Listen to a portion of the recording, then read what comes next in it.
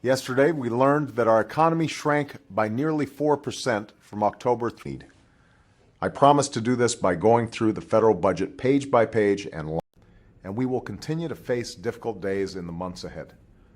But I also believe that we will get through this, that if we act swiftly and boldly and responsibly, the United States of America will emerge stronger and more prosperous than the only way forward is through shared and persistent effort to combat fear and want wherever they exist.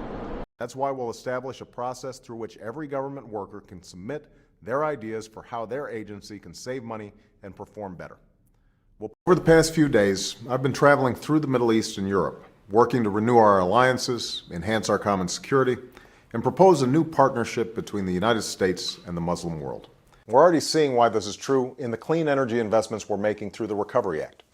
And one such choice would be a public option that would make healthcare more affordable through competition that keeps the insurance companies honest. If a small business chooses not to provide coverage, its employees can purchase high-quality, affordable coverage through the insurance exchange on their own. This plan would make it possible for workers to automatically enroll in IRAs through payroll contributions. And first of all, if you are among the hundreds of millions of Americans who already have insurance through your job or Medicare or Medicaid or the VA, nothing in my plan will require you or your employer to change the coverage or the doctor you have. While consumers shouldn't have to worry about loan contracts written to confuse, hidden fees attached to their mortgages, and financial penalties, whether through a credit card or debit card, that appear without a clear warning on their statements.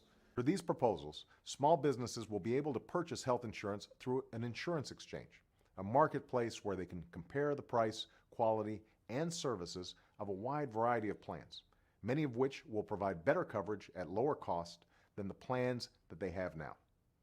In addition, our health reform plan will allow small businesses to buy insurance for their employees through an insurance exchange, which may offer better coverage at lower costs, and will provide tax credits for those that choose to do so.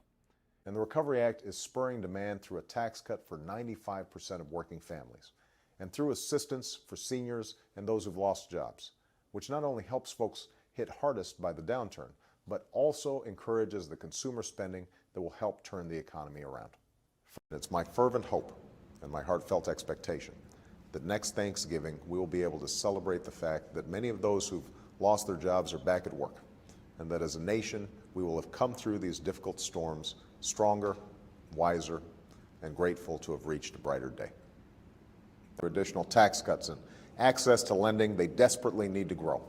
We'll rebuild more of our vital infrastructure and promote health, because each of these rights, and many more, are incorporated in the health insurance reform bill that recently passed the House of Representatives and in the bill that is currently making its way through the Senate. Both the House and the Senate bills would make it against still find the time and the energy to serve their communities as well. Coaching Little League, running the PTA, raising money to help those less fortunate than they are, and more. But even these strong military families can use. I'm going to continue to work with Congress on common sense financial reforms to protect people and the economy from the kind of costly and painful crisis we've just been through.